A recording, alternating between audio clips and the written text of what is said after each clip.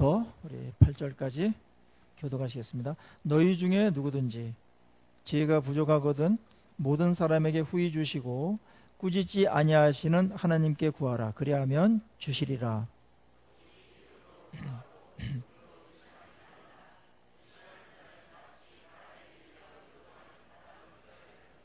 이런 사람은 무엇이든지 주께 얻기를 생각하지 말라.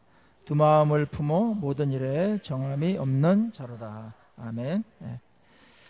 우리 지난 시간에 야고보서를 시작하면서 야고보서의 첫 번째 주제가 당면한 그 고난을 어떻게 풀어갈까에 대한 그런 본문이었습니다. 그것이 2장, 3장까지도 계속 이어지고 있습니다. 사람들은 저마다 어려운 문제들을 안고 살아갑니다. 이 사람은 이런 문제, 저 사람은 저런 문제, 나는 또 나 나름대로의 어떤 풀어야 될 문제들이 있고 어려운 그런 일들이 있습니다. 인생입니다. 그리스도인들에게 고난은 면제되지 않습니다. 그래서 나에게 어떤 어려움이 왔을 때 너무나 이상하게 생각하거나 하나님 나를 사랑 안 하는 거 아닌가, 또 심지어는 또 하나님이 계시면 이럴 수가 있나, 이렇게 반응하는 것은 모르고 하는 이야기들입니다. 자, 우리 한국 상황에서 저 사람은 정말 어려움이 하나도 없겠다, 문제가 하나도 없겠다, 그런 사람을 한번 상상해 보신 적 있습니까? 어떤 사람이 문제가 하나도 없고 어려움이 하나도 없는 인생을 살고 있다고 생각하십니까? 앞만 찾아봐도 없습니다. 대통령은 나름대로의 근심이 엄청 많고 문제가 많고 혼자 풀 수 없는 문제 많습니다. 노동자는 노동자대로, 또 평범한 사람들은 평범한 대로, 청소년들은 청소년대로 문제가 또 심각한 게 많아요.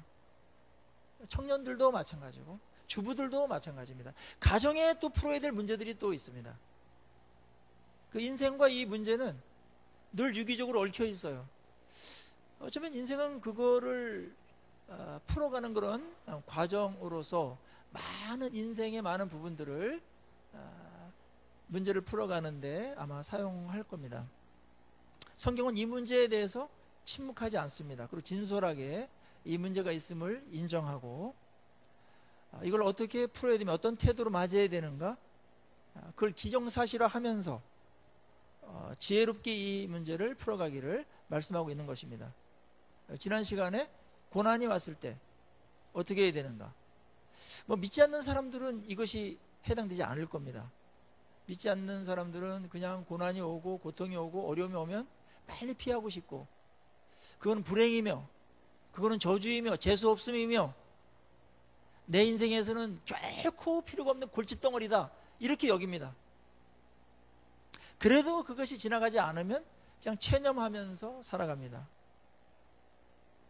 그렇지만 그리스도인들에게 고난은 세상 사람들이 맞이하고 대하는 고난과는 성격이 다릅니다.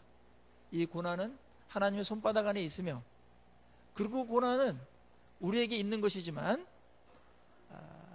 하나님께서 어떤 목적을 갖고 주신 것이며, 그 목적은 적어도 그 고난, 그 시련보다도 더 가치 있고 더 유익한 어떤 것들을 위해서 우리에게 주어진 것이다. 어쩌다 온 것이 아니고 의도된 것이다. 목적이 있다라는 것, 그리고 하나님의 손 안에 있다라는 것, 그것이 성경에서 말하는 고난의 성격입니다. 그래서 성경은 그 고난에 대해서 무조건 피하라, 그렇게 말하지 않고 오히려 그 고난이 왔을 때 기쁘게 여기라. 더 많은 유익과 더 큰 가치와 더 큰 유익을 줄 수 있는 것이기 때문에 힘들지만, 표면적으로는 굉장히 힘들어요. 내적으로 힘들어요. 그러나 그것이 우리에게 유익한 부분이 분명히 있기 때문에, 고난보다 더 큰 가치가 있기 때문에 기쁘게 여겨라, 여기는 겁니다. 감정적으로는 안 되지만 여기는 겁니다. 그거는 할 수 있어요.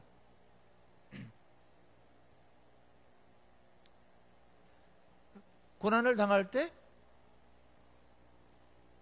그것이 내게 어떤 하나님의 뜻이 있음을 알고 적극적으로 그 고난을 풀어가는 겁니다. 그럴 때 겉에서 볼 때 마치 고난을 기다렸다는 듯이 그 문제를 풀어가는 사람이 있다면 기쁘게 여기고 가는 것입니다. 어차피 그건 풀어내야 되는 거예요. 그럴 때 우리가 어떻게 그것을 맞이하는가? 성경은 그냥 겨우겨우 견뎌라, 이 정도 하더라도 될 것 같은데, 오히려 그것을 굉장히 역설적으로 기쁘게 대하고 적극적으로 풀어가라, 그만한 가치가 있다, 그렇게 말씀하고 있습니다. 당시에 이 야고보를 대하고 있었던 최초의 독자들, 초대교회 성도들은 우리가 당하는 고난하고는 사실은 각자 다르겠지만 차원이 달랐습니다. 사회적으로, 국가적으로, 경제적으로, 종교적으로, 개인적으로, 가정이나 자녀에게 있어서 지금 우리가 당하는 거하고는 차원이 다른 훨씬 더 강도 높은 시련을 당했어요. 그런 시기가 있어요. 지금 우리 남한에 있는 분들은 적어도 이들 앞에 딱 서면 우리의 고난은 별거 아니다라는 생각을 할 수밖에 없고, 이거 갖고 그렇게 징징댔나? 이렇게 부끄러움을 느끼게 됩니다. 저도 그렇습니다. 자, 이런 자들에게 그렇게 당당히 맞서라고 했다면 우리에게도 여전히 이 말씀은 유효하죠. 그리고 인내해라. 인내 속에서 우리가 존귀한 존재로 만들어간다. 인내는 시간을 요하는 것이고, 시간 속에서 일하시는 하나님의 일하심을 받아들이는 겁니다. 그리고 기대하는 겁니다. 인내하면서 시간을 쓰면서 우리 인생은 진행되어지고, 시간 속에서 하나님은 일하세요. 그래서 시간 속에서 이런 일 저런 일을 풀어가면서 우리에게 그동안 없었던 놀라운 은혜들이 임하고 하나님을 경험하게 됩니다.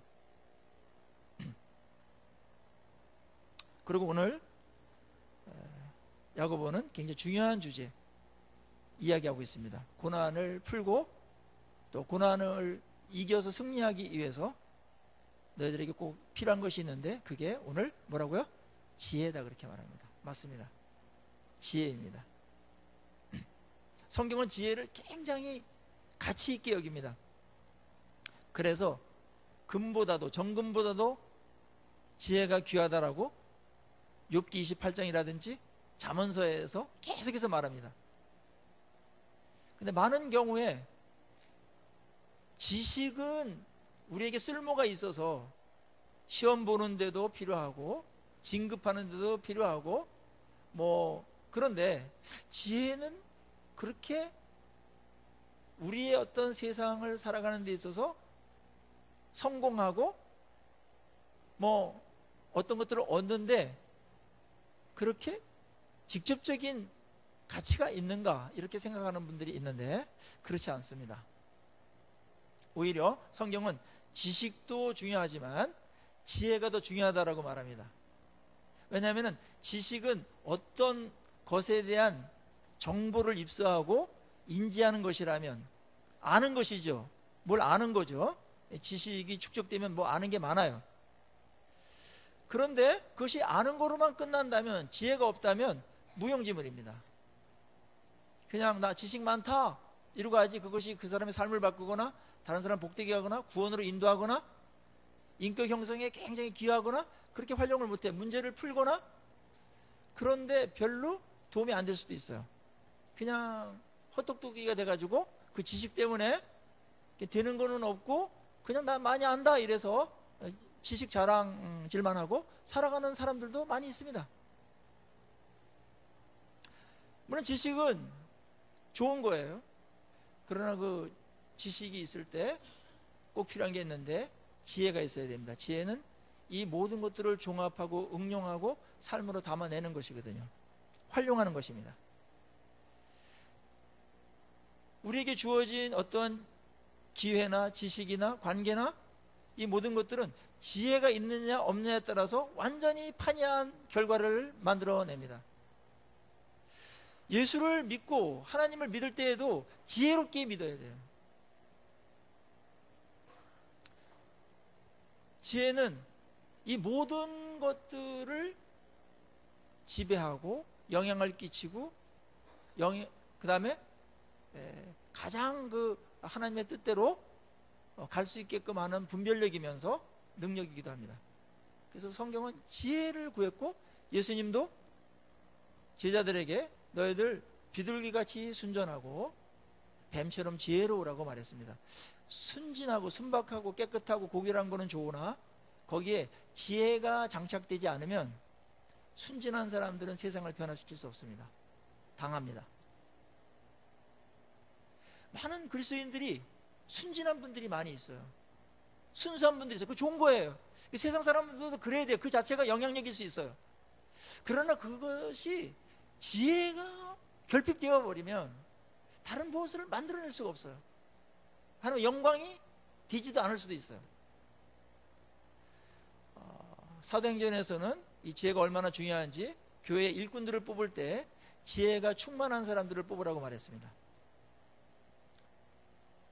어떤 일들을 처리할 때 하나님의 시각으로 보는 것이 지혜입니다.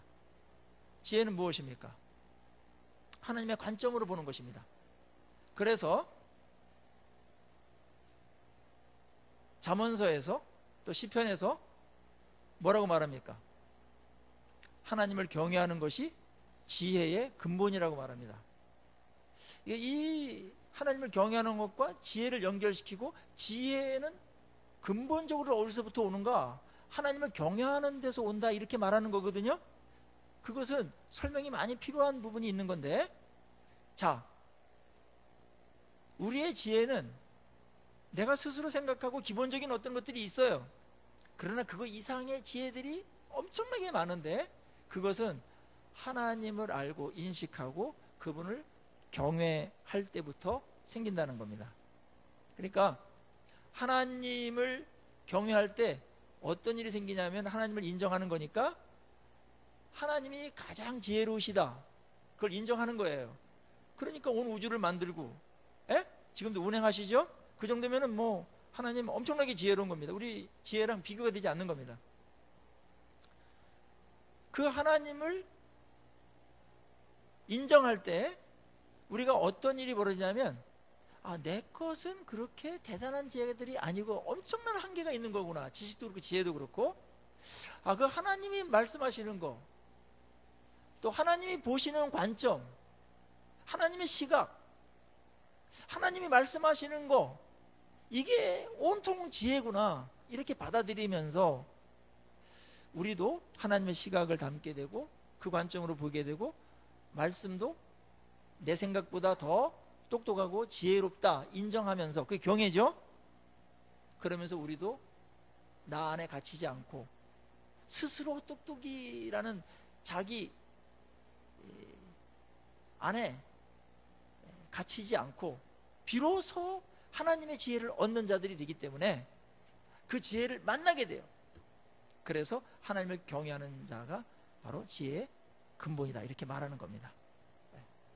오늘 문제를 풀 때, 시련의 한가운데 있을 때 야고보 사도는 말합니다. 여러분들, 이 시련은 그냥 지나가는 시련이 아니니 지혜를 구하십시오.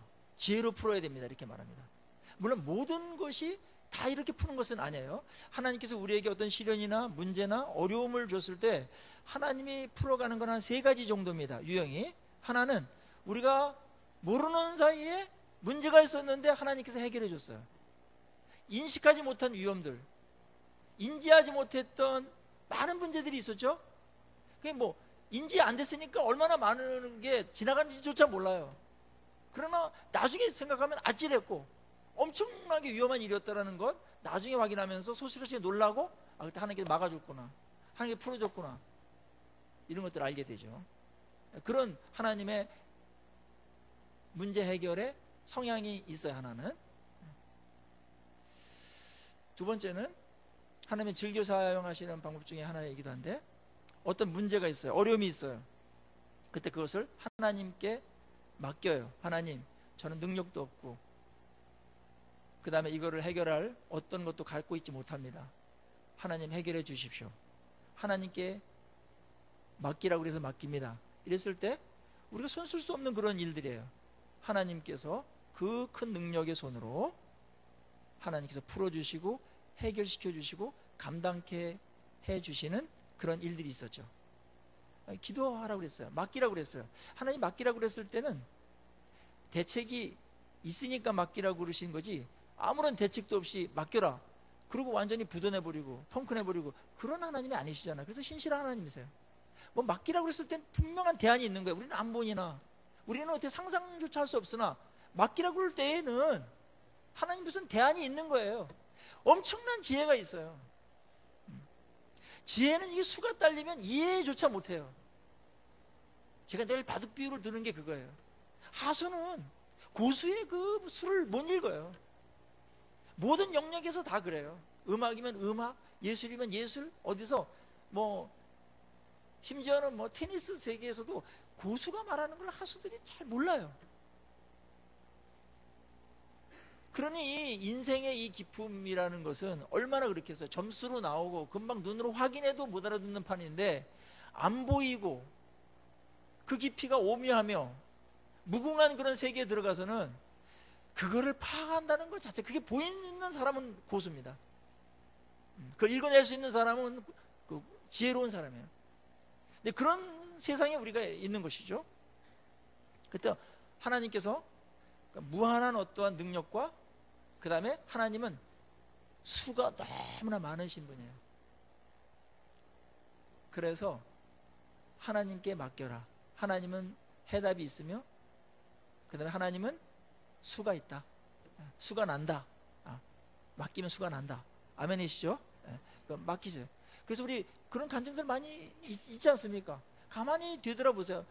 그땐 대책도 없고 어떻게 할 수 없었는데 하나님께 맡겼더니 하나님께서 해결해 줬다라는 이 놀라운 간증들이 우리의 인생 여정에 촘촘히 박혀 있습니다. 촘촘히. 그리고 나머지 그 촘촘히 사이에 또 보이지 않는 촘촘히는 하나님께서 알아서 그냥 구하지도 않았는데 알아가지고 했는 일이 엄청 많아요. 그렇게 하나님께서 인도해 가시고, 그 다음에 세 번째는 우리에게 문제가 있을 때 하나님께서 숙제로 풀라고 주는 문제가 있어요. 많지는 않아요. 인생에 몇 가지, 또 시기에 따라서 한두 가지 꼭 주시는데, 이거를 너는 내가 풀어주지 않는다. 내가 대신 짐을 져주지 않을 거다. 그거를 맡기더라도 나는 그거를 해결하지 않는다. 단 너에게 지혜를 줘서 그 문제를 풀도록 하는데 내가 도움을 줄 거다. 능력으로는 내가 그걸 안 하겠으나 지혜를 줘서 너로 하여금 하나님의 지혜로 풀어가게 할 거다. 그런 문제들이 있습니다. 요거는 조금 시간들이 걸립니다. 그래서 인내가 지금 요구되고 있는 거예요. 성질 급하면은 포기해버려요. 이거 못 풉니다 하면서, 하나님 왜 기도했는데도 안 들어주십니까 하면서 삐지고, 스스로 그냥 막 조급해가지고 그냥 이렇게 안 해주는 하나님이라면 난 내 멋대로 살 겁니다 해가지고 망가지는 사람들이 있어요. 하나님께서 숙제를 줬는데 그 숙제가 시험거리가 돼버린 거야.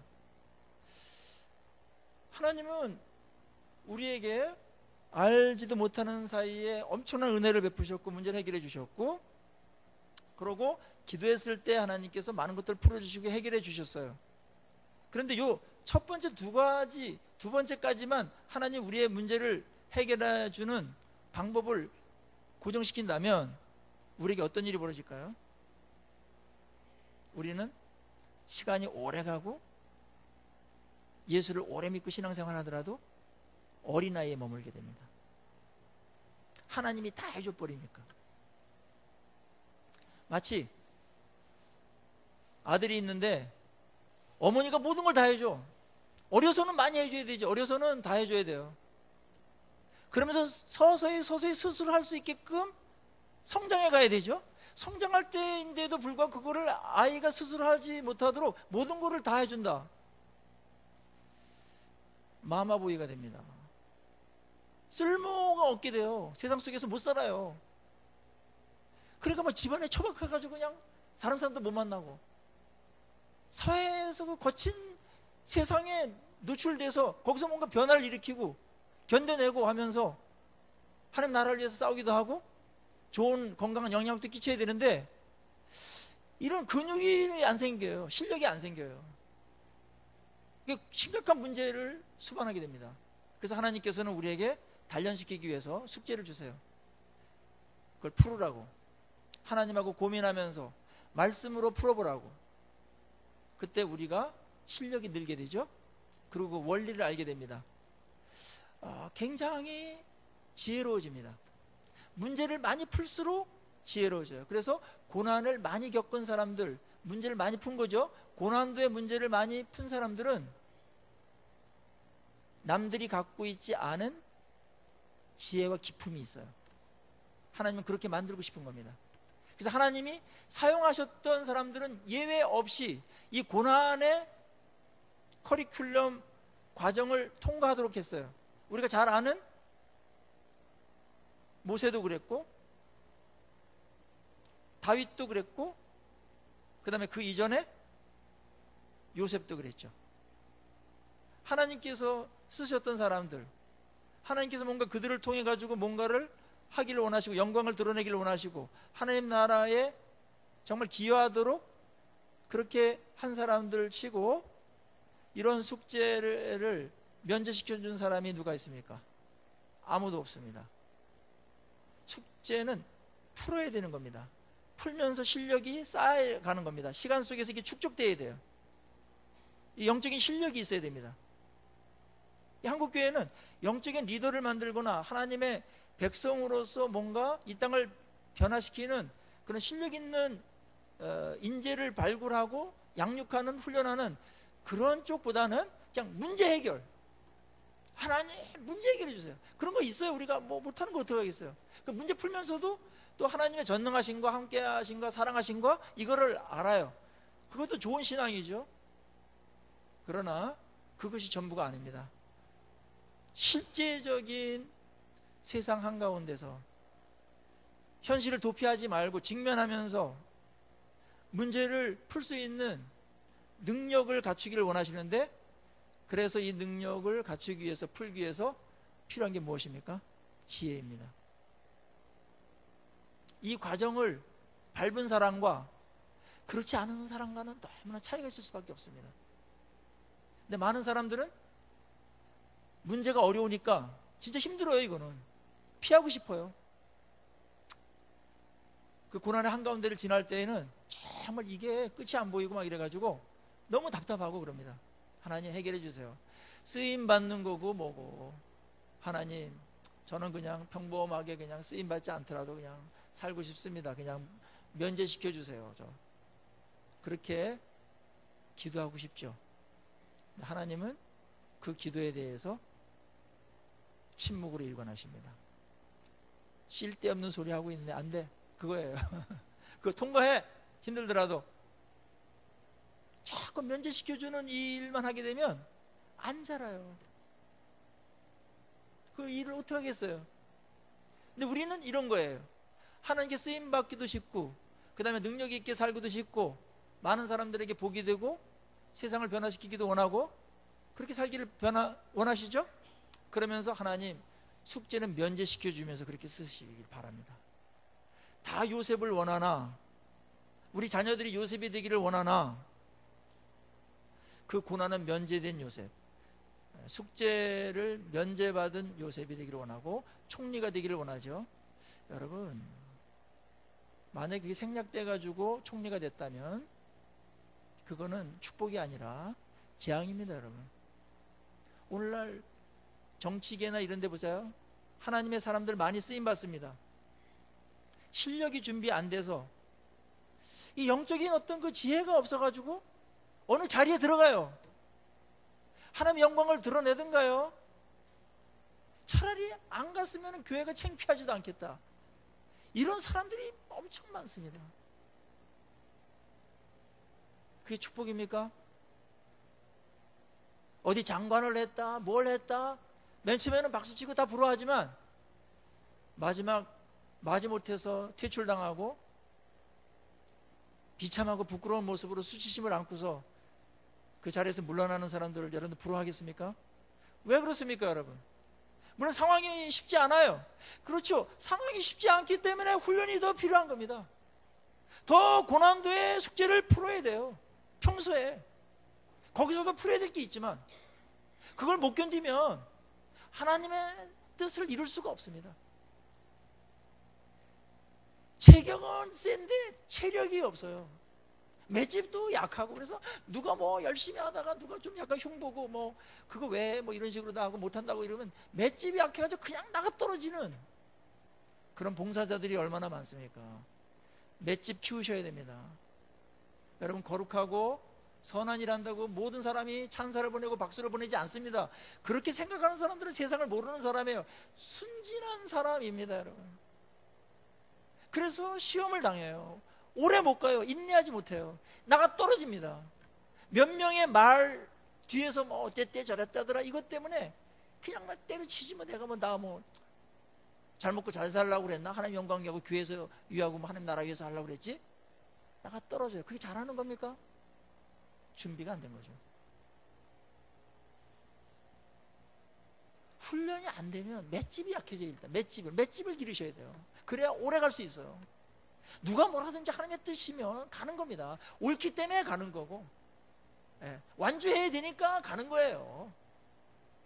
그리고 지금은 뭐 그런 사람들이 있지만 진실되게 걸어가다 보면 하나님께서 모든 것 백일하에 의로운 길이 어떤 것이 있는지 누가 옳았는지를 증명해 주실 것이고, 뭐 그게 내가 뭐 죽어서도 다른 사람의 오해 속에서 묻혀 있는다 하더라도 주님은 뭐 너무나 잘하시는 분이니까 너 고생 많았다, 오해 많이 받았다, 그거 다 가산점이다, 이렇게 해가지고 놀라운 은혜를 우리에게 더 베푸실 줄로 믿습니다.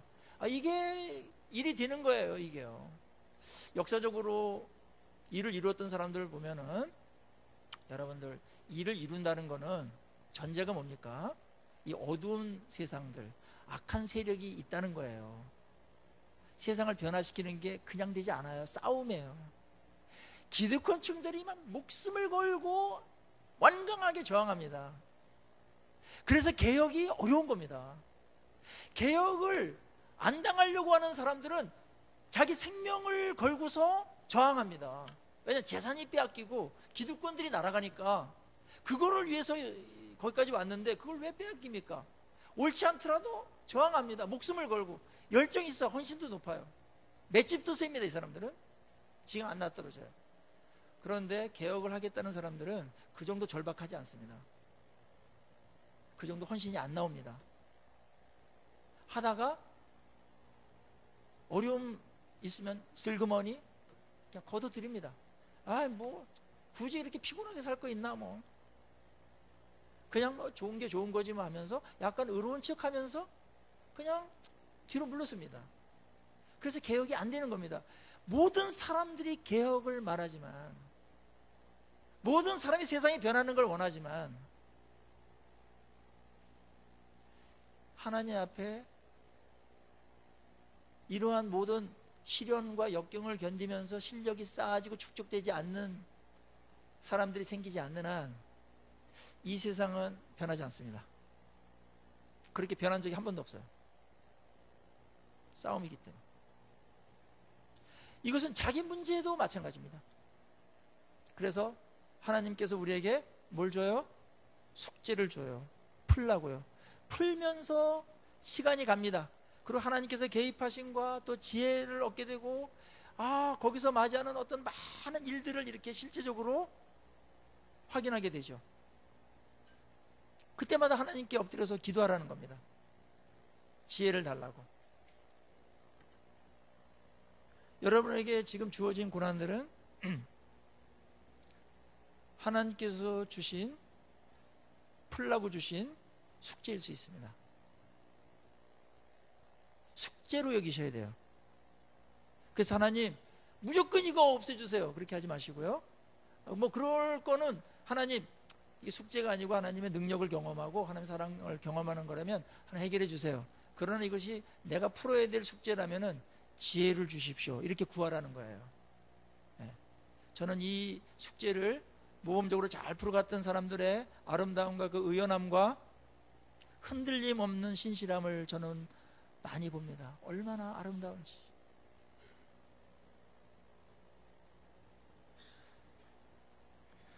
여러분에게 지금 풀어야 될 숙제는 무엇입니까? 잘 풀고 계십니까? 하나님과 함께 오늘 이 숙제를 푸는 데 있어서 결정적인 게 뭐냐면 지혜라는 거예요. 지혜는 이런 겁니다. 하나님의 관점으로 보는 겁니다. 하나님의 말씀으로 적용하는 겁니다. 그래서 이 문제의 성격을 파악하는 거예요. 하나님께서 이것을 왜 내게 줬지? 내 인생에 왜 이 문제가 어느 날 튀어들어왔지? 하나님 무슨 의도가 있을 텐데 그 의도가 뭘까? 나는 이것에 대해서 어떤 태도로 맞이해야 되는가? 하나님께서 이 사건을 통해서, 이 문제를 통해서 나에게 변화시키고 훈련시키고자 하는 것은 무엇인가? 회개인가? 돌이킴인가? 아니면은 연단인가? 아니면은 많은 사람들을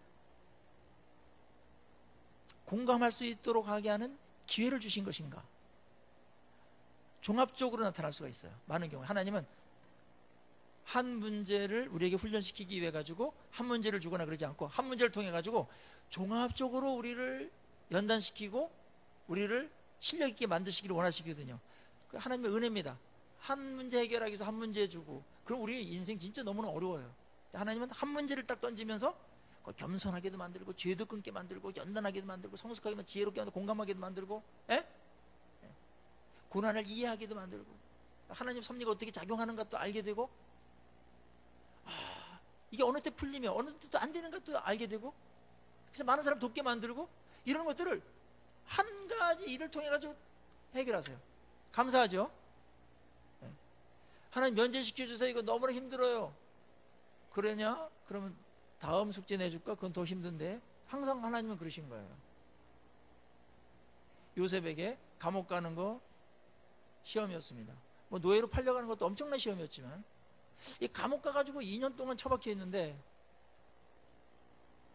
거기서 많은 것들을 준비시켜 줬어요. 하나님께서 술관 한 장, 떡관 한 장 만나고, 그 다음에 애굽 궁전의 정치 상황이 어떻게 돌아가는지, 그 바로가 뭘 원하고 있는지, 여기에 서로 개판은 어떻게 되는지, 그걸 2년 동안 뭐 감옥에서 뭐 할 일 없으니까 그냥 대학원 하나 정치학 박사 뛰듯이 하는 거예요. 맷집이 없으면 그냥 하나님 원망하면서 그냥 소주나 까면서 그냥 투덜대면서 지냈을 거예요. 그럼 남는 게 하나도 없죠. 뭔가 있을 거야. 하나님이 견뎌보자. 그러면서 거기에 대해서 충실하게 맞이합니다. 최선을 다합니다. 자기 혼자도 엄청나게 힘든데 이 사람들 관원이기 때문에 가서 수발도 들고 짝가리 옷 노릇합니다. 그 과정이 끝났을 때, 졸업을 했을 때 하나님께서 갑자기 빼냅니다. 그것도 어디로 빼냅니까? 바로 왕궁으로 바로 직행, 바로에게 바로 직행. 만약에 근데 이렇게 상상해 보십시다. 요셉이 하나님 저 빼주세요. 억울합니다. 제가 뭘 잘못했습니까? 빼주십시오. 저 하나님. 그래 빼줄까? 알았어. 빼줬어요. 석방 무죄. 그러면은 요셉이 어떤 모습으로다가 감옥을 나올까요? 노예 신분으로 나옵니다. 그래서 포장마차 가가지고 두부 쓸면서 소주 한잔 먹으면서 아이 더럽다 그래가지고 하고 노예 생활을 계속하게 될 것입니다. 알았죠? 그래서 졸업이 중요해요. 자퇴하면 안 됩니다. 거기서 석방된다고 뭐가 나아지겠습니까? 기껏해야 복직하는 건데, 복직이 거기 그 보디발에 종으로다가 그냥 가는 거예요. 더 뭐가 나아질 게 있습니까? 거기서 궁전까지 총리까지 가려면 엄청난 세월이 많이 걸려요. 인생 다 씁니다. 못 갈 수도 있어요. 근데 하나님께서는 딱 해놓고 숙제를 풀도록 해놓고 거기서 숙제를 풀었을 때 준비시키고 이랬을 때 바로 그냥 첨부해가지고 이집트 궁전으로 보냈죠. 그리고 뭐 아마 세계에서 아마 가장 출세를 빨리한 그러는 과정일 텐데 바로 총리로 해서 이제 2인자가 되도록 그렇게 하셔서 하나님께서 일을 하도록 그렇게 맡기셨죠. 그래서 우리는 요셉을 통해서 많은 것들을 보게 되고 깨닫게 됩니다. 우리의 인생도 규모나 성격은 다르나 요셉하고 똑같은 인생의 과정을 겪습니다. 억울하게 이해도 안 되고 어려움들이 있죠. 그때 견디는 겁니다. 인내하고, 인내하는 그 시간 속에서 하나님께서 일하세요. 하나님이 일할 시간을 좀 주셔야 됩니다. 하나님이 요셉이 감옥에 갇혔을 때 일 안 하셨나요? 바로에게 꿈꾸게 하시고, 꿈 때문에 잠이 못 오게 하시고, 여러 가지 일을 하나님께서 바깥에서 하고 계셨어요. 졸업만 하고 나와라. 네가 그 실현의 학위만 받는다면 바로다. 바로 우리가 고난받을 때 하나님은 때때로 침묵하시는 것 같아요. 기도해도 못 들은 척 하시는 것 같아요. 그죠? 하나님은 엄청나게 일을 열심히 하고 계십니다. 그리고 우리에게 지혜를 줘서 풀도록 하십니다. 그러면서 참된 지혜, 세상보다도 뛰어난 지혜를 갖고 하나님의 일을 하도록 하십니다. 결국은 사탄의 싸움도 지혜의 싸움이고요, 세상과의 싸움도 지혜의 싸움입니다. 그래서 요한계시록에 666이라든지 777을 얘기한, 777까지는 안 얘기하지만 그거는 수가 인간의 수다. 666은 그거는 뭐냐면 하나님은 777 완전 수기 때문에 완전 지혜롭고 그러시기 때문에 666 이거는 완전히 하수기 때문에 질 수밖에 없다. 그런 666을 맞고서 666을 추종할래? 아니면은 777인 하나님의 백성으로서 이 완벽한 지혜를 붙들고 갈래? 선택하라는 것입니다. 666이라고 말할 때는 그것은 조롱의 의미가 있었습니다. 조롱. 아이 하수다. 하수야 그거. 대단하게 보이지만 결국은 오래가지 못하고 망해. 지혜의 싸움입니다. 오늘 지혜를 얻기 위해서 하나님께서 그럼 어떻게 해야 되는가 우리에게 가르쳐 줍니다. 자, 5절 보세요. 너희 중에 누구든지 지혜가 부족하거든 그랬죠? 일단은 지혜를 얻기 위해서는 내가 지혜가 부족하다라는 것을 알아야 돼요. 인정해야 돼요. 이게 굉장히 어려워요. 그래서 지혜를 안 구합니다. 많은 사람들이. 이게 안 되기 때문에.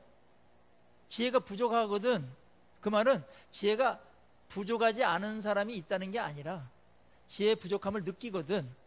느끼는 거 이거 겸손이에요. 그리고 지혜의 시작입니다.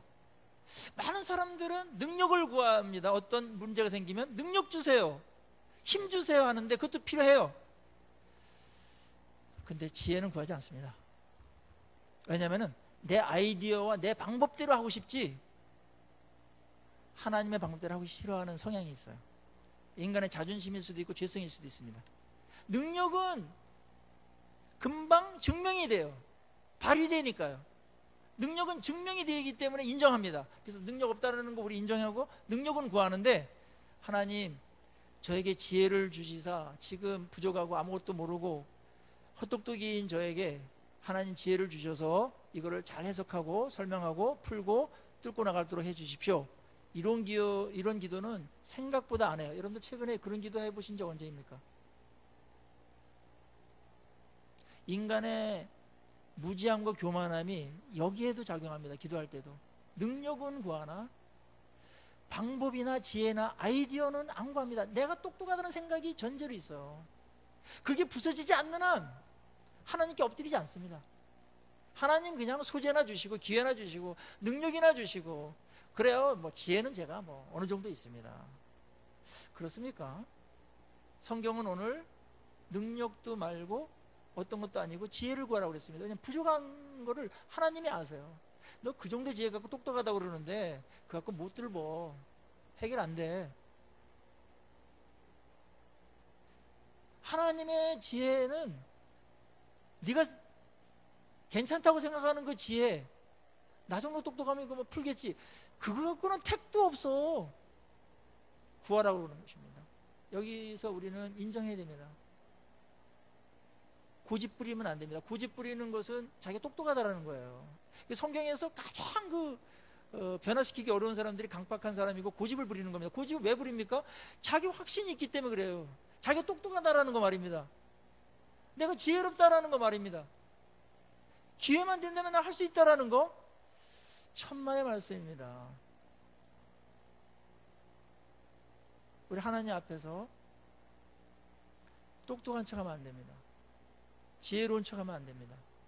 하나님, 저는 지혜가 없습니다. 뭘 어떻게 될지 모릅니다. 최선도 모르겠고 방법도 모르겠습니다. 이게 어떤 결과로 갈지도 모릅니다. 하나님, 저에게 지혜를 주셔서 하나님의 그 심오한 뜻을 깨닫게 도와주시고 조명해 주시고 설명해 주십시오. 제가 받겠습니다. 이렇게 할 때 그 일을 풀어가면서 있잖아요. 그 현장에서 우리에게 내 안에 갇혀있던 그 무엇이 아니라 새로운 어떤 생각이 떠오릅니다. 새로운 게 눈에 들어오기 시작합니다. 보이기 시작합니다. 그게 눈이 열리는 겁니다. 여기까지 경험하신 분들은 눈이 열리셨기 때문에 개안의 경지에 들어가신 분들이에요. 근데 지금 제가 하는 얘기가 이게 무슨 얘기야? 이런 분들은 아직 이 본문을 이해하지 못하는 겁니다. 자, 이제 우리는 모든 인간들은 다 여기에 함몰되어 버렸기 때문에 다 똑똑하다고 생각을 하기 때문에 그거 내려놓는 겁니다. 그게 자기 부인이에요. 예수님 말씀한다면 어차피 예수님의 말씀과 예수님의 계획과 우리의 계획은 충돌하게 돼 있어요. 충돌할 때 지혜로운 사람은, 내가 부족하다고 생각하는 사람은 어떻게 해요? 하나님이 더 지혜로우시죠? 제 인생의 최선이 뭔가를 하나님이 더 잘 아시죠? 저는 하수입니다. 내려놓겠습니다. 이게 자기 부인이고요. 그런 사람이 지혜를 받아들여서 지혜롭게 일을 처리하게 되는 것이죠. 자기 부인 최고의 영성입니다. 지혜로 가는 문이 열리는 겁니다.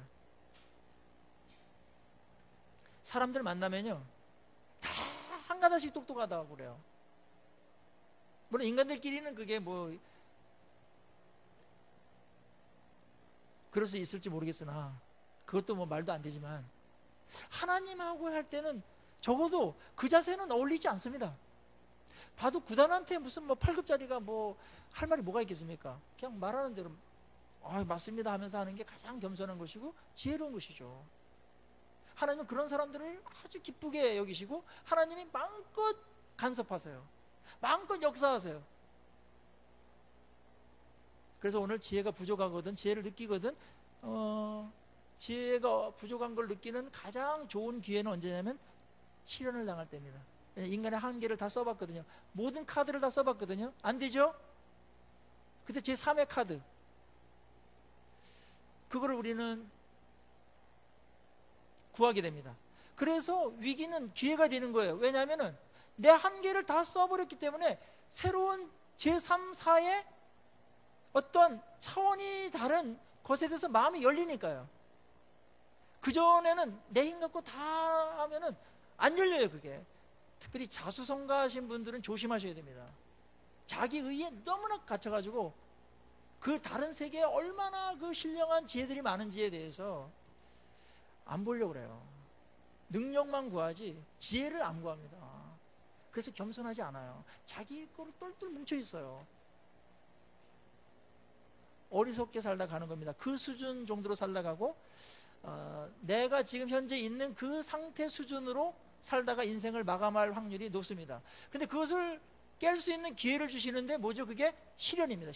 시련 때는 다 해봤는데 안 되는 거죠. 안 되는 게 있네? 비로소 놀라면서 그럼 어떻게 해야 되지? 하나님께 나오는 거죠. 기도를 하는 겁니다. 지혜를 달라고. 그리고 우리가 지혜를 구할 때 하나님이 어떤 분인가를 꼭 알고 기도하는 거 필요합니다. 하나님은 후히 주시고 꾸짖지 아니하시는 하나님이세요. 참 감사하죠? 주저할 필요 없어요. 누구든지라고 그랬어요. 하나님을 믿는 누구든지 하나님께 주저 없이 망설임 없이 나가라. 하나님은 후히 주신다. 풍성히 주시고 그 다음에 반드시 주세요. 하나님의 뜻대로 살겠다는데, 설명해 달라는데, 깨닫게 해달라는데 하나님이 안 주실 리가 없잖아요. 그러고 꾸짖지 않으세요. 야, 그것도 모르냐? 이렇게 하지 않고 무시하지 않으시고 귀찮게 여기지 않으세요. 하나님은 우리의 기도를. 하나님, 제가 부족합니다. 아무것도 모릅니다. 어떻게 할 바도 모르겠습니다. 지혜를 주시고 하나님의 한 수 가르쳐 주십시오. 제가 순종하겠습니다. 이럴 때 우리 안에 닫혔던 것들이 열리면서 성령께서 말씀에 대한 적용을 많이 해주세요. 날카롭게 통찰력도 주시고 전체를 파악하는 그림도 주시고, 어떻게 풀어야 되겠다, 어떤 태도로 맞아야 되겠다, 그걸 우리에게 허락해 주시는 겁니다. 그거 하나님께 주신다라는 겁니다. 만약에 이게 없다면 안 구했기 때문에 그렇습니다. 저도 이거 수시로 구합니다. 하나님, 어떻게 됩니까? 목회를 잘하는 게 뭔지도 모르겠고, 뭐 어떻게 해야 됩니까? 하나님 지혜를 주십시오. 이때는 이렇게 다 변화무쌍해요. 똑같은 사람도 없고 똑같은 상황도 존재하지 않습니다. 그래서 한 가지 갖고서 모든 것들을 해결한다는 것은 굉장히 근본주의적인 어리석은 거예요. 그렇지 않아요. 지혜는 살아있어 가지고 각 상황에 정확하게 아주 적중하면서 그렇게 풀도록 하는 게 지혜 아닙니까? 늘 필요한 겁니다. 능력도 구하시되 지혜를 구하십시오. 부족함을 시인하십시오. 그리고 후히 주시고 꾸짖지 아니하시는 하나님을 바라보고 구하십시오. 그리고 마지막으로 믿음으로 구해야 됩니다. 믿음은 세게 기도하라, 그게 아닙니다. 어느 분은 목소리를 크게 하는 게 믿음이 좋은 거로 알고 있는데 그렇지 않고요. 믿음은 대상이 있는 거예요. 그 대상을 굳게 믿으라는 거예요. 의심하지 말라는 거예요. 대상이 뭐죠? 믿음의 대상이 뭐죠? 내가 아니에요. 자기 확신이 아니에요. 믿음은 하나님의 말씀이 약속이라면 반드시 이루어진다는 믿음이에요. 그걸 믿으라는 거예요. 오늘 후회 주시고 꾸짖지 아니하시는 하나님, 그분이 주신 그 약속, 여기서는 지혜를 구하면 후회 주신다. 그러시죠, 하나님 그렇게 말씀하셨죠, 믿습니다 하고 구하는 거고요. 그 다음에 또 다른 믿음의 대상은 뭐죠? 하나님 자신이에요. 하나님은 후히 주시고 꾸짖지 않냐는 하나님이시죠. 기도하면 응답한다고 하시는 하나님이시죠. 하나님의 속성을 믿고 하나님의 성품과 하나님의 인격을 믿습니다. 하나님의 뜻과 하나님 같이 가는 거지만 그걸 믿으라는 거예요. 그럴 때 하나님께서 그것에 대해서 응답하신다는 겁니다. 믿음의 대상을 분명히 하셔야 돼요. 자기 열심이 아닙니다. 하나님에 대한 집중이면서 신뢰이면서 하나님 말씀을 받아들이는 겁니다. 그 뒤에 나오는 거예요. 하나님이 이렇게 약속을 했는데도 불구하고 뭐 하나님은 들어주실까? 그러면서 세상 방법 한번 썼다가 또 하나님 한 번 썼다가 교회 예배 드릴 때는 하나님 의지하다가 또 현실 풀 때는 또 하다가 이렇게 하는 사람은 바람에 밀려 요동하는 바닷물결 같다. 그 사람은 두 마음을 가진 자다. 받지 못한다, 그렇게 말했습니다. 자, 두 가지. 바닷물결 어떻습니까? 요즘 해수욕장 가고 싶으신데 시원한 얘기인데, 바닷물결이 좋은데도 비유가 되지만 나쁜데도, 부정적인데도 비유가 돼요. 바닷물결 막 치죠? 요동합니다. 배도 출렁거리고 그러는데 불안전하죠. 그런데 제자리예요. 배는 제자리예요. 뭔가 굉장히 고생하고 막 용을 썼는데 제자리예요. 두 마음을 품었을 때 진도가 안 나간다는 겁니다. 왜냐면 이거 숙제를 푸는 게 아니니까. 숙제를 풀어야 뭘 진도가 나가지. 지금 9구단 안 돼. 그래, 인수분해 못 해요. 9구단 계속해서 하는 겁니다. 9구단. 3단까지밖에 못 외워요. 그래서 8단까지 외우고 9단까지 외워야 뭘 인수분해하고 미적분 들어가는데 안 되는 거예요. 계속 제자리. 아셨습니까? 시간 낭비입니다. 그래서 단순화시켜야 돼요. 하나님 믿는다. 하나님 방법대로 한다. 하나님 약속 붙들고 간다. 하나님 성품 붙들고 간다. 딱 정하셔야 됩니다. 두 마음을 품으면 진도가 안 나가요. 그래서 아무것도 얻지 못한다 그랬습니다. 고생은 직사도로 가는데 지혜도 안 생기고 문제 해결해도 아무런 도움이 안 된다. 연단도 안 되고 영적 실력도 안 쌓아야 된다. 시간만 낭비하는 겁니다. 그것이 불신의 허무함이죠. 자, 오늘 우리가 크고 작은 문제들의 직면에 있고 앞으로 남은 인생 동안 어떤 문제를 우리에게 주실지 모릅니다. 헤쳐나가야 됩니다. 자, 그럴 때 하나님께서 그것을 주실 때 의도가 있었다고 그랬죠? 더 큰 유익과 가치를 위해서 연단시키기 위해서 숙제를 줍니다. 어떤 거는 하나님의 능력을 경험하고 하나님이 나 사랑하신다라는 거, 함께 한다는 걸 경험하기 위해서 하나님, 제가 이거 기도합니다 할 때 하나님께서 맡아서 해결해 주는 것들이 있어요. 그렇지만 어떤 것은 다 그렇게 해당되지 아니하고 숙제를 줘가지고 풀도록 합니다. 인생의 숙제를 줍니다. 하나 풀고 또 풀고 할 때마다 여러분들의 실력이 쌓아지고 지혜로워집니다. 의연해지고 아름다워집니다. 하나님께 지혜를 구하십시오. 여러분의 생각과 고정관념으로 접근하면 안 됩니다. 말씀을 받아들이시고 하나님의 지혜로우심 앞에 겸손하게 그 지혜로운 말씀을 듣도록 하십시오. 요청하십시오. 하나님 가르쳐 주십시오.